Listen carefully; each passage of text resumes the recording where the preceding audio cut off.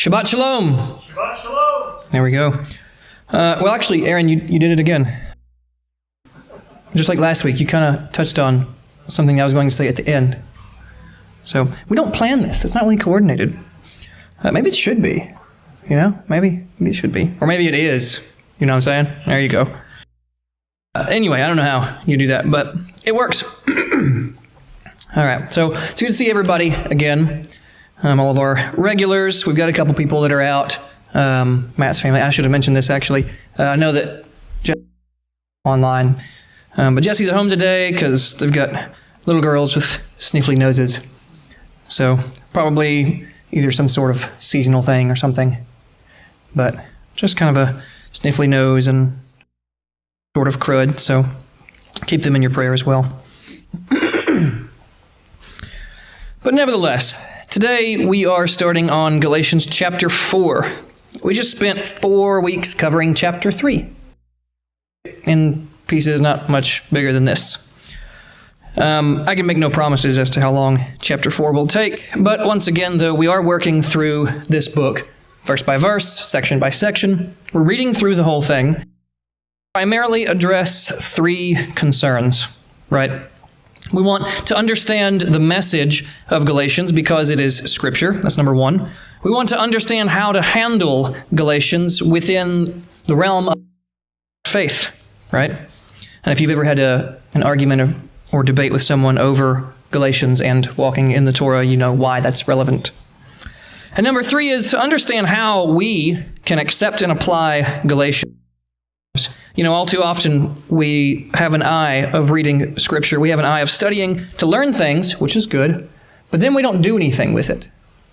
Right? We want to learn, we want to know, we want to grow in knowledge and understanding, but not we want to grow in maturity and grow in our expression of fruit, right? That's much more difficult. It's much more challenging. It's easier to learn and know things than it is to be changed and be conformed into the image of the Son.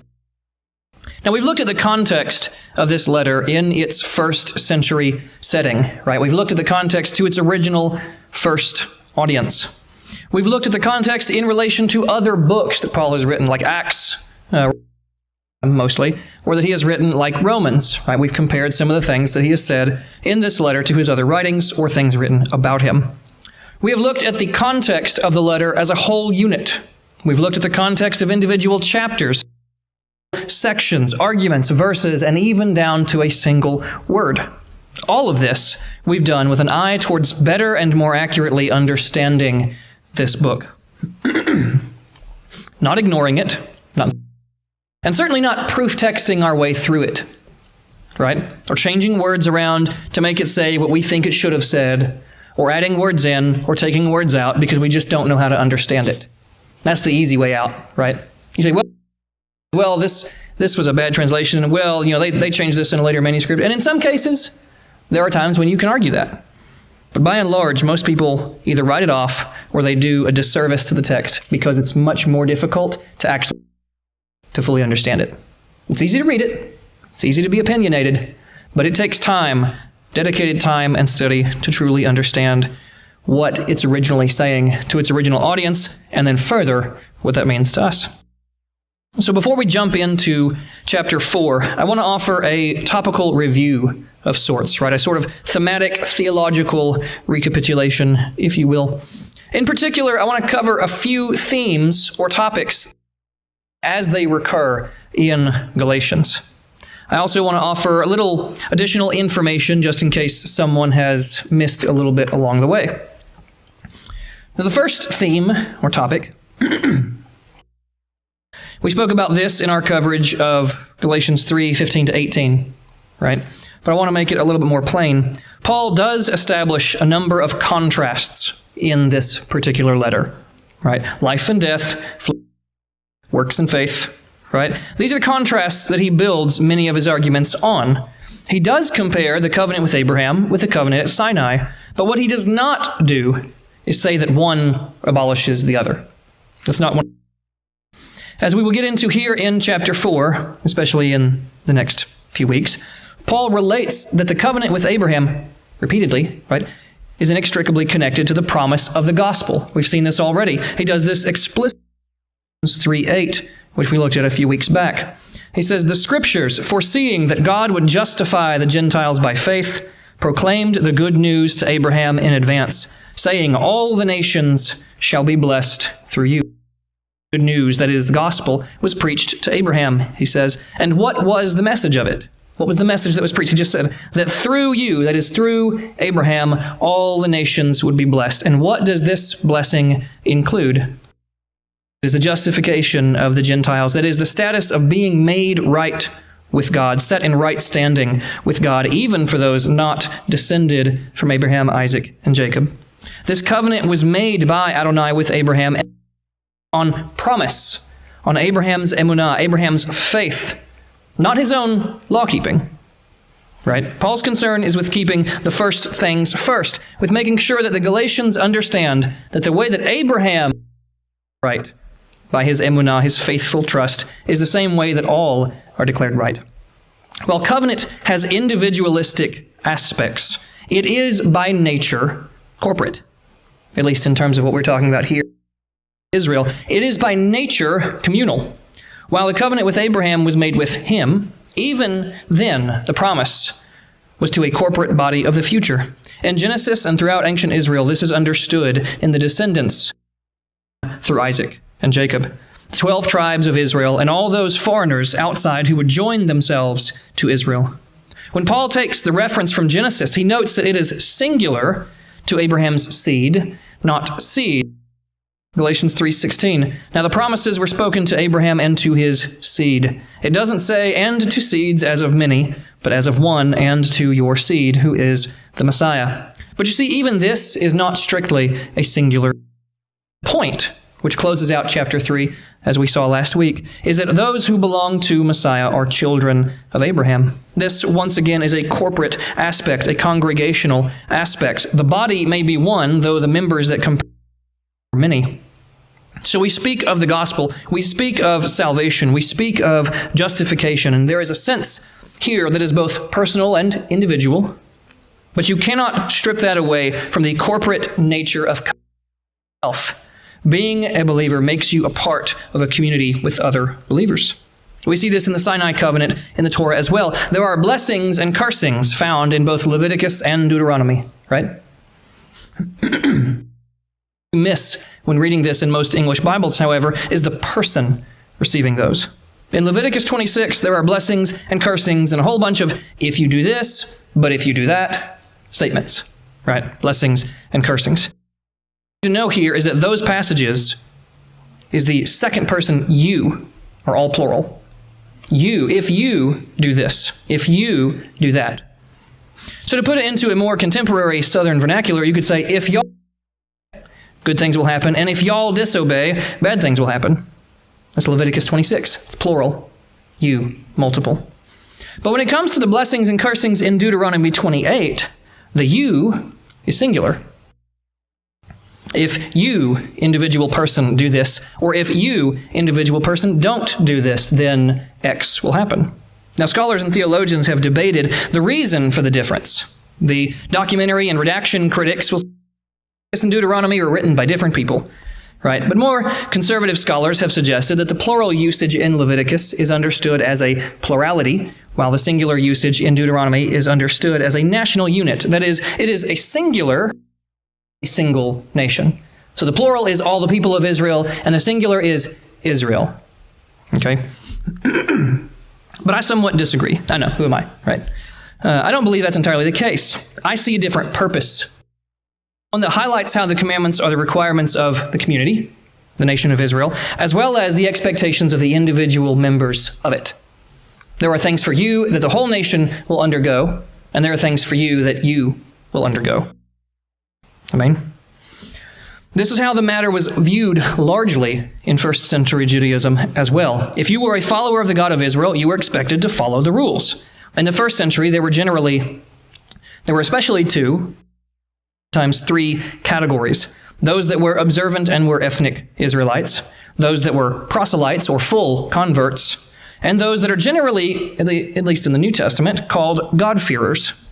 Right, the ones who did not have official formal conversion rites, but still they were dedicated to the God of Israel. It is these last two categories that we need to better understand. We need to know, why are there such categories, right? As I said, the first is the formal, one who underwent study, examination, immersion, and for males, circumcision. This one was, for all intents and purposes, now officially considered Jewish. And this is likely what is meant in the book of Esther. 17. Throughout every province and throughout every city, wherever the king's edict and his law went, the Jews had gladness and joy, banquets and holidays. Many peoples of the land became Jews because the fear of the Jews had overcome them. Jewishness in this context was strictly an ethnic marker. This doesn't make sense, right? A Persian couldn't become a Jew any more than I can become Japanese. But what this shows is, at least by the time of the exile, the Jewish identity was more complex than just someone could be considered Jewish even if they were not descended from Judah. As the book here demonstrates, there were people that became Jews. The formal conversion process was implemented as a means of accepting foreigners into the... More to that in a moment. The other category we mentioned was God-fearers, right? Acts 13:16. So Paul, standing up and motioning with his hand, said, "Men of Israel and God-fearers, listen." Now this is likely in categories. Right, men of Israel referring to ethnic Jewish people, and God-fearers referring to those that are non-ethnically Jewish believers. Those who had followed the God of Abraham, Isaac, and Jacob.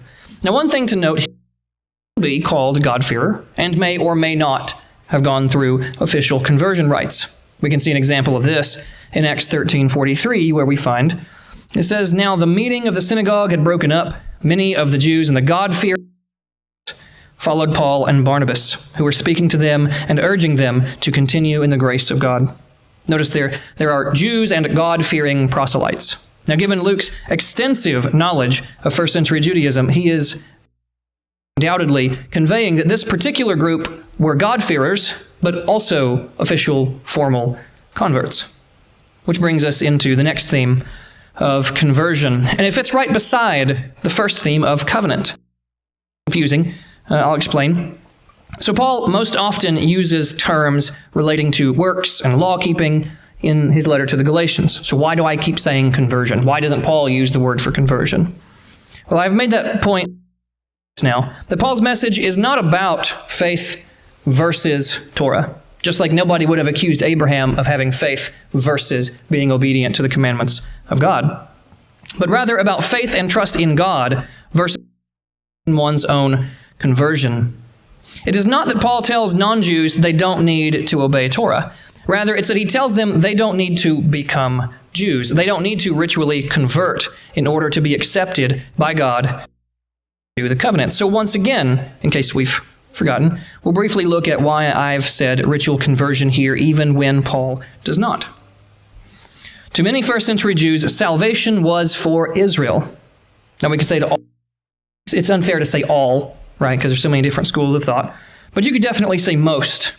Right? This wasn't some sort of crazy or groundbreaking belief. Paul says this in Romans 11, "For I do not want you, brothers and sisters, to be ignorant of this mystery, lest you be eyes, that a partial hardening has come upon Israel until the fullness of the Gentiles has come in. And in this way all Israel will be saved, as it is written, the deliverer shall come out of Zion. He shall turn away ungodliness from Jacob." This phrase, all Israel will be saved, and the following words are references to the prophets, in particular Isaiah. Now, really quick, I also want to point out the fullness of the Gentiles. This phrase Paul did not invent. This phrase he took from Jacob. Blessing over Ephraim, he says that Ephraim would become the Melo HaGoyim, right? He would become the fullness of the nations. That's what he tells him. Paul is no doubt playing on that as well to say, look, this is what was ultimately prophesied by our father Jacob many before, that the nations would come in. A prophecy that is only continued from what was given to Abraham, that the nations would indeed come in. Now, spoiler alert here, I am thinking in the future that we probably need to cover Isaiah for a really long time, wouldn't it? But something that's exciting, you understand the whole core central message of Isaiah is salvation. It's even what his name means, right? Anyway, so Isaiah 45:17. To in his statement that all Israel will be saved. It says, "Israel has been saved by Adonai with an everlasting salvation. You will not be put to shame or disgraced forever and ever." Well, that doesn't sound future tense, does it? There are some in Hebrew that we don't have time to go over. But if you notice how this verse seems like it's past tense, but Paul says future tense, will be saved. Why does this sound like past tense? Just remember, there is no past tense in Hebrew, right? There is no past tense. There is complete perfect tense and incomplete action, imperfect tense. So the verse here uses the perfect tense to show a completed action, but the context, if we read through the rest of the chapter, is showing that it's speaking of a future time when this will be said. Speaking as if it had already happened, even though the event which it declares is yet still future. So to Paul, it is clear that all Israel will be saved, because even those who are not ethnically descended from Jacob are grafted in. From Galatians, if you are in Messiah, you are an heir of Abraham, grafted into the tree, part of the family of Israel. Now let's be clear for a moment before someone starts accusing me of saying otherwise. This is not supersessionism, right? Not supersessionism. That's more commonly known as replacement theology. This is not Gentile church comes in and replaces Israel and now becomes God's people. That's not how this works. Okay, Israel was and remains God's people, and it happens to be made up that are ethnically descended from Jacob and those that are not, like Ruth. Right? Okay. Now, Tim Hegg has a good term here. He says it's not replacement theology, it's enlargement theology. Right? God didn't replace Israel. He welcomed them in to join Israel. So looping back to conversion, how do these things relate? Like I said, in the first century, it was a very common belief that all Israel would be saved. They anticipated the coming of the Messiah, the righteous one, as a warring king, right? Mashiach ben David. They anticipated the son of David who would bring supernatural victory over Rome and restore the kingdom to Israel. It's why the disciples, right before the very beginning of the book of Acts, they say, will you now restore the kingdom to Israel? Why did they ask him that? Because they all expected him to. That's what they expected Mashiach to do. Now in this, we do not see, right, idea of the salvation of Israel. We do not see a large theological concept of personalized individual salvation. It was talked about. We can find similar such references. But when we study out the largest, we say, central tenets of the first century Jewish groups and what they believed that salvation was corporate. It was national, just as they believed election was. That'll make my Calvinists mad. To be in covenant, you had to assume Jewish national identity. Thus why conversion was inextricably linked to salvation. Only a convert who is accepted by the community of Israel could be saved. So, now we have the 3 C's. Isn't that convenient? Oh, convenient. That makes 4. Anyway, covenant, conversion, circumcision. Oftentimes in Paul's letters, these 3 things are related to the same core concept of justification, being declared right with God. So when a group of people came down into Galatia and started teaching that one needed an acceptable Jewish identity to be saved, that is, one needed to prove conversion in order to be declared right with God, Paul took up defense against this rhetoric. Circumcision features such a prominent place in this letter, not simply because of the practice itself, but because of what was bound up with it. As we saw a few weeks back when we looked at the 4QMMT, right, Miskat Ma'aseh HaTorah, the sectarian document from the Dead Sea Scrolls at Qumran, that's called Concerning the Works of the Law. That's concerning the works of the law. We saw that the idea is that certain commandments must be observed in order to allow someone into the community. They have to do these things, and then we accept them, and then we approve of them after we can verify that they're doing them. For the Galatia, this included circumcision. We know this because of how many times and in how many ways Paul refers to it in Galatians. We've already seen it a couple times in chapter 2. We will see it multiple additional times between chapters 5. Not only in Galatians, however, but also elsewhere, Paul uses the word circumcision as a synecdoche. As we noted early on in the series, either it was the first week or the introduction, we noted his use of this word as a synecdoche. That is an entire concept, or it has a whole slew of things bound up in it, right? As we read in Galatians 2:9. And recognizing the grace that had been given to me, James and Cephas, that's Peter, and John, who were reputed gave to me and Barnabas the right hand of fellowship, so that we go to the Gentiles and they to the circumcised. Here, the use of circumcised doesn't simply just refer to all males who happened to have been circumcised. Right, specifically the Jewish people, hence why he uses it in contrast with the word for Gentiles. It was much more about the symbol of circumcision and what it meant than the actual physical practice of it itself. Now, Paul in such ways, but not every time, and I would argue not even most times. In Galatians especially, circumcision seems to be Paul's primary way of referring to the select commandments that these influencers were expecting of the Galatians. Recognize their conversion and accept them as covenant members. This is in reference to circumcision as a marker of identity, and Paul, as he teaches elsewhere, does not expect non-Jews to think that they must become Jews. This only means that he does not expect non-Jews to take on a distinctly Jewish identity. However, it does not mean that he doesn't expect them to obey the commandments. Those two are often conflated. This, I believe, is clear. You could perhaps say that while Paul expects non-Jews to identify with the covenant people, Israel, he does not expect them to shed everything about themselves and forsake everything to become Jews. Surely he expected them to shed their pagan roots, harlotries. But as we see from his own use in this letter and in others of first century Greco-Roman terms and cultural concepts, he did not expect them to cease being Gauls, cease being Greeks, Romans, among others.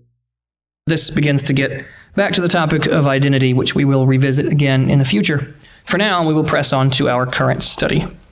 So hopefully this thematic overview has sort of bridged the gap in this series, especially these last few weeks of messages on Galatians. Hopefully it helps to address questions about why I say conversion when Paul doesn't actually use the word for conversion.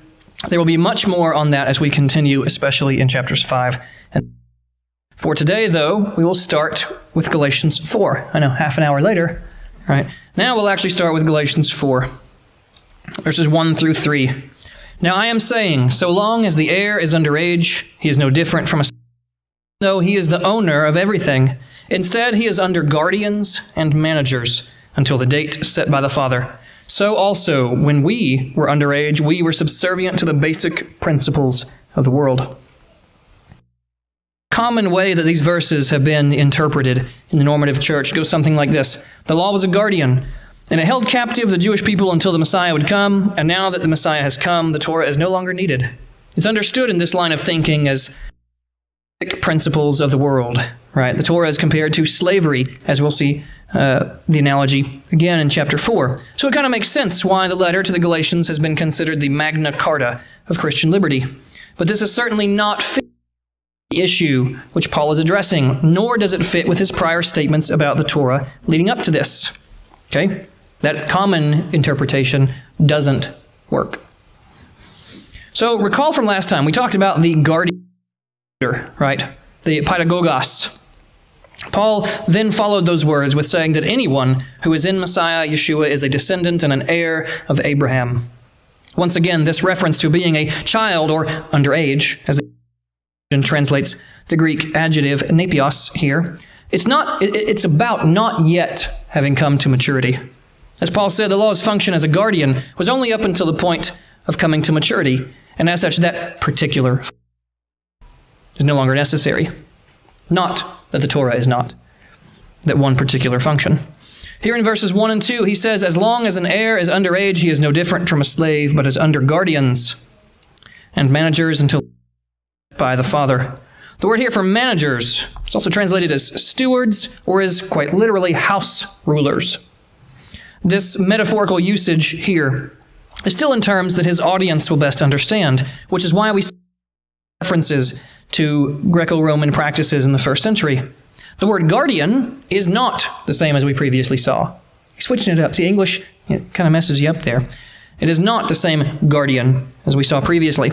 And the pedagogos, as we saw last time, the slave guardian, right?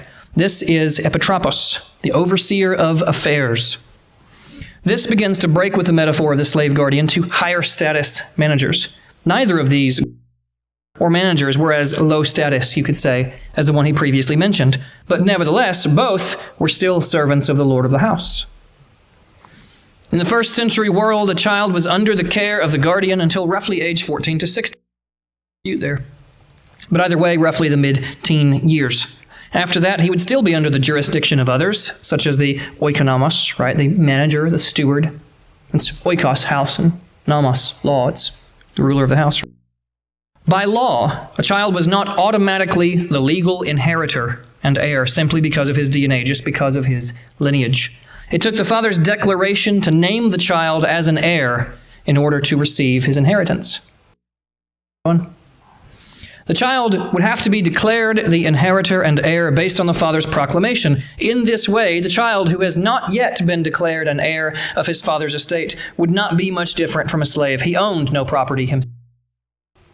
The use of nepios here, again, child or underage, along with the parallel to being a slave, seems to indicate, at least to me, that Paul is referring to people in infancy, right? Those who he will say are under the law, so to speak, in the sense that they are slaves to sin. Paul fleshes this out more in the letter to the Romans, but we're not getting to that. Fleshes it out. That's fun. Guardians and managers, then, are not simply just the Torah in this particular teachers and leaders, right? Perhaps parents, the ones who guide us along the path. Every believer eventually reaches a point of faith, of trusting in Messiah for salvation. This is commonly called a conversion, right? My Reformed friends would say this would be the moment when God regenerates you so that you can actually desire Him instead of desiring the flesh. Most of the rest of us in general, though, would say that this is the point where one comes to accept the offer of salvation. When you become a follower of Messiah Yeshua, when you pledge allegiance to the King, shall we say. Regardless of that, no one is born with inherent faith and trust in God.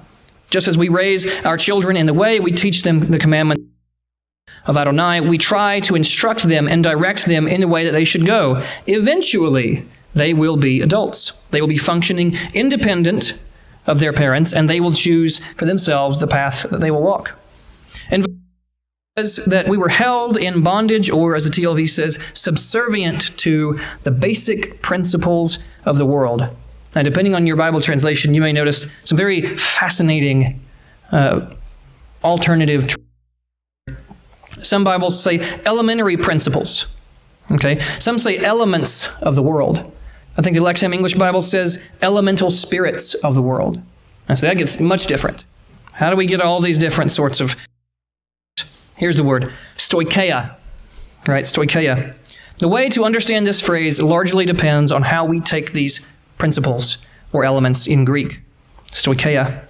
This is an easy word to understand, but it's extremely hard to decipher how Paul's using it. At its core, the word refers to the basic building blocks of anything. It is this wide range of possible uses here that makes it so hard to understand how using it. It could be understood even as the basic building blocks of language. This word was used to discuss the smallest parts of a Greek word, a single syllable, right? The individual building blocks of a word were the stoicheia. The individual blocks, the elements that made up the whole word. So that kind of makes sense, right? Building blocks.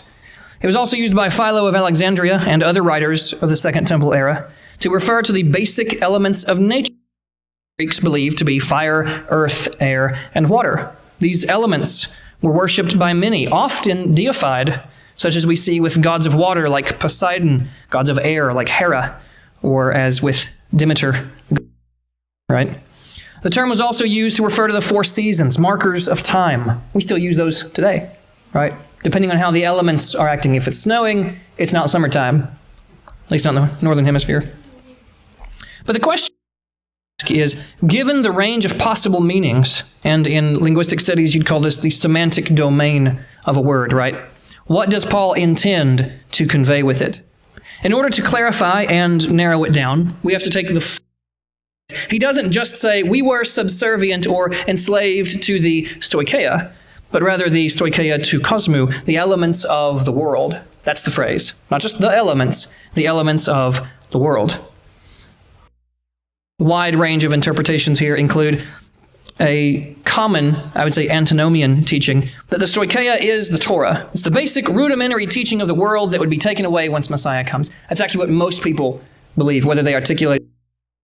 The average churchgoer has this or some variation of this idea. Another interpretive option is to take it as a reference to spiritual beings. Right? Again, the connection to the elements, these spiritual beings like we discussed in the Divine Council series. This would mean the elements of the earth, deities of water, fire, air, and so on, being worshipped and enslaving humanity. But I think Paul has a couple things in mind here with his usage. What I think is not, however, in view is a broad categorization of itself, after just having said a few verses prior that the Torah is in no way contrary to the promises of God, and elsewhere saying the commandment is holy and just and good. Paul would not diverge from that stance to here denigrate the law by comparing it to basic elements of the world. Also relevant is how the word stoicheia, the elements, was used in places outside of the New Testament. As I said, references to celestial bodies, the sun, moon, stars, planets, right? But also spiritual beings, like we looked at. This then makes more sense with Paul's use of the first person plural, we, here, right? We were, he says, not you sun-worshipping pagans were. He didn't say that. We. I think this is a reference to the various powers of the age here, possibly linked to the phrase he uses in Galatians 1:4. He says, who gave himself for our sins to rescue us from this present evil age of our God and Father. Reading it this way would essentially be understood as all humanity being locked up in the things of death, whether by personal lusts and choices of the flesh, or by spiritual influences, by outside beings. Again, Divine Council. Check it out. We can also fit this with other Pauline uses of stoicheia. He uses it twice in the book of Colossians, verse 8 of chapter 2. He says, see that no one takes you captive through philosophy and empty deception, the tradition of men, and the, once again, basic principles of the world rather than Messiah. Here again, basic principles of the world in the TLV, but elemental spirits in some other translations, whether by the traditions of elemental spirits. 12 verses later, in verse 20, he says, if you died with Messiah to the basic principles of the world, why, as though living in the world, do you subject yourselves to their rules? If you have died with Messiah do you die to the Torah so that you're no longer subjected to the rules of the Torah? No, so that doesn't fit. If he here referred to the condemnation or the curse of the Torah, perhaps it would fit with what he has elsewhere said. But for now, back to Galatians 4:3. He says, so also, when we were underage, we were subservient to the basic principles of the world. We may also take these basic principles, or elementary matters, as a reference not of the commandments, but to their misuse. What if Paul had such a turn of phrase in mind to use the word in both ways, right? Just as I believe he used the word covenant earlier to evoke the image of the covenant with Abraham, at the same time, will and testament, and inheritance, right? Just as covenant understanding would fit with his Jewish audience, the testament understanding would fit with his non-Jewish audience, and both conveyed the same point. That's a way with words, isn't it? Way I can see him referring to the misuse of commandment keeping as a means of earning one's standing before God, referring to using the basic understandings of Torah, the basic principles, if you will, of law keeping, the simple commandments to keep an like, don't eat this, don't do that, right? Very simple. As a means of claiming to be right with God. Now this seems fitting with the use of the word in Hebrews 5:12, which uses the word to refer to basic teachings, the milk of the word, right? Meanwhile, Paul could simultaneously be using the reference to the known elements as a rebuke of Gentiles for formerly worshiping elemental spirits in hopes of meriting for themselves some sort of divine favor. Additionally, already stretched the word far too thin already, it could refer to the keeping of time, the seasons, and ordering of nature, right? We'll loop back to this in just a second. In either case, these are the concepts to which many were enslaved days. Let's continue. Verses 4 and 5. But when the fullness of time came, God sent out his Son, born of a woman and born under law, to free those under law so we might receive adoption as the fullness of time, which was set by the Father. He plays on his prior metaphor about the Father setting the time, right? Father sets the time, he said in, was it verse 1, verse 2, and applies it to the timing of the coming of the Messiah. It would still also be related to the understanding that the stoicheia, or elements, had control over the seasons and the ordering of nature. Right? Oh, it's these elemental spirits that control the timing of events, the fates.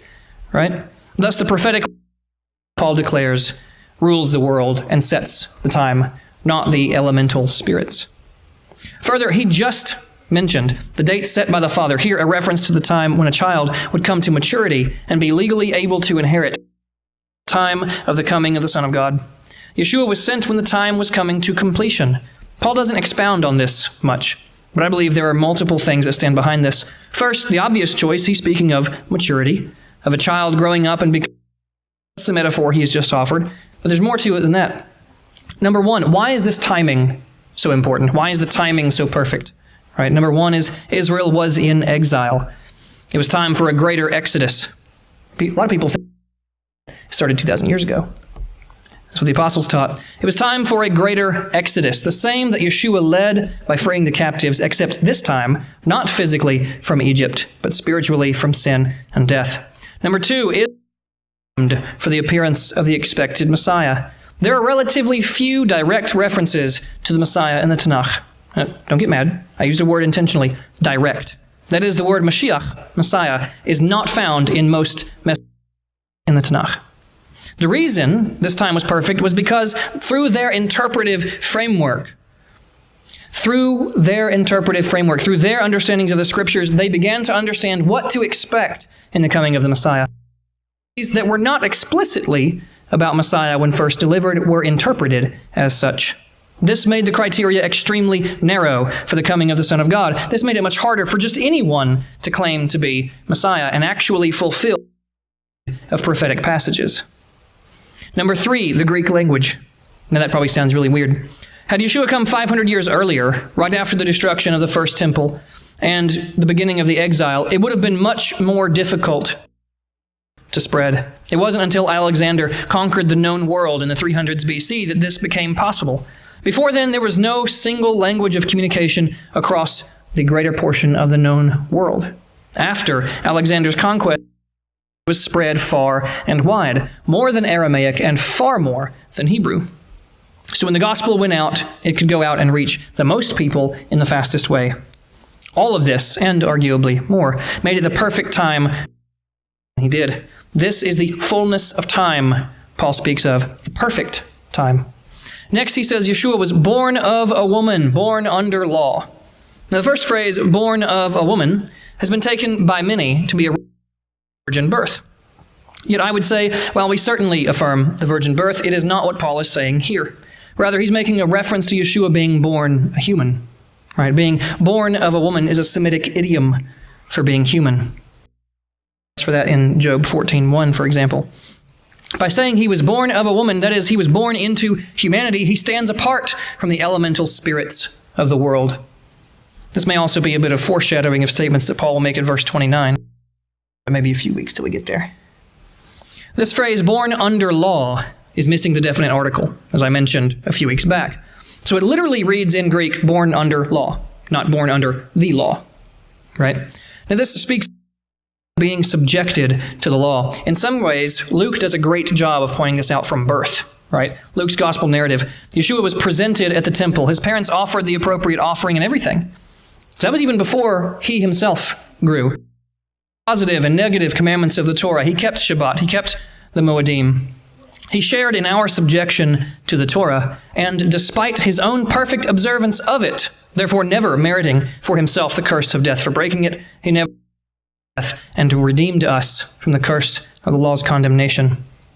Now, Tim Hegg's commentary on Galatians is a very helpful chart here with understanding how do we read these verses. So I've tried to recreate it. Well, I think that'll work. In short, I'll walk you through it. In Galatians 3:13 and 14, it says that Messiah became a curse to redeem us from the curse of the law in order that we might receive the promise of the Ruach. Right? 4 through 6, as we're reading right now, says that Messiah was born under the law to redeem those under the law in order that we might receive the spirit of adoption. You see the parallels here? In literary terminology, the parallels are striking. This wouldn't be accidental. Paul, that Yeshua was born of a woman, it emphasizes his humanity and his share in the human plight. His reference to Messiah being born under the law means that he was held to the same standards, even though he himself deserved no such curse or condemnation. He never broke it, suffered for others. And this Paul has already said in the opening of Galatians. In chapter 1, verse 3, he said, "Grace to you and peace, shalom, from God our Father and our Lord Yeshua the Messiah, who gave himself for us to rescue us from this present evil age according to the will of our God and Father. To him be the glory forever and ever. Amen." He gave himself for sins to rescue us from this present evil age. This theme runs throughout this letter. Verse 5, to free those under law so we might receive adoption as sons. In verse 5, Paul loops back to his point about adoption, inheritance, and again, sonship language. Adoption here, applied by Paul's use of the first person plural, we, once again, all believers, refers to legal adoption. This is not the sense of accepting some sort of stepchild. Well, you're here, right? You're just along. It's not what's being described here. It's not just someone that's under your care, right? It's not just another child. This is reference to the full rights of inheritance as sons and daughters of the king. This is an action taken by the parent in recognition of this child. In this case, it is God's acceptance of believers on the basis of one's loyalty or emunah, their faith, just as Abraham exemplified, not one's biological lineage. Now that pretty well wraps things. Lastly, we have an eye toward practical concerns as we wrap up these 5 verses of Galatians 4. I have just 2 questions to pose today. I would say they're somewhat rhetorical. I do want answers, but I want people to answer them for themselves. I want you to meditate and consider the words that Paul uses in these verses and consider them in light of your own life, your own faith walk. Number 1, who are the guardians and managers in your life? I promise you, you have them. Whether you have teachers and people that you trust. Everyone should, right? Even those of us that are leaders, those of us that are teachers, still need teachers, right? It's crazy how that works. It's very circular, doesn't it? Teachers, even those of us that are leaders, still need direction and counsel, and yes, at times, correction. No one is so learned that they no longer need to be a student. No one is so strong and humble in their leadership that they do not need the. So take time to recognize your mothers and fathers in the faith, the managers and stewards who helped guide you to where you are, the servants, that's what I was saying, you pointed out earlier, the servants that have served to guide you. Maybe that's your earthly parents or grandparents. Maybe it's your pastor. Maybe it's your rabbi. Maybe it's that friend who bugged you to come to services over and over and over and over until you finally did, right? That's how youth group was. And number 2, what are principles that you are still enslaved to? You may quickly say, nothing. But I know for many in this walk that is patently untrue. Many people I have seen over the years are enslaved to basic principles. Now this really, the book of Hebrews uses this word. People are enslaved, as I've seen, to the pronunciations of names. They're enslaved to calendars, enslaved to conspiracies and endless arguments, the things that keep us at an immature state. Not of differing opinions, but that people can't accept differing opinions. One day we'll get more into the book of Hebrews, but I encourage you to read the end of Hebrews 5 and the beginning of chapter 6 to see what the author there has to say about these basic and things. He says it's time to move on from the basic milk to the meat. But that won't happen when we disfellowship people because they pronounce a word differently from us. We should, to the best of our ability, do what is the best of our ability, and must also love and honor one another as we are commanded to do so. And believe me, as you probably already know, that commandment is harder to obey than the one to abstain from eating something unclean and the one to not work on Shabbat.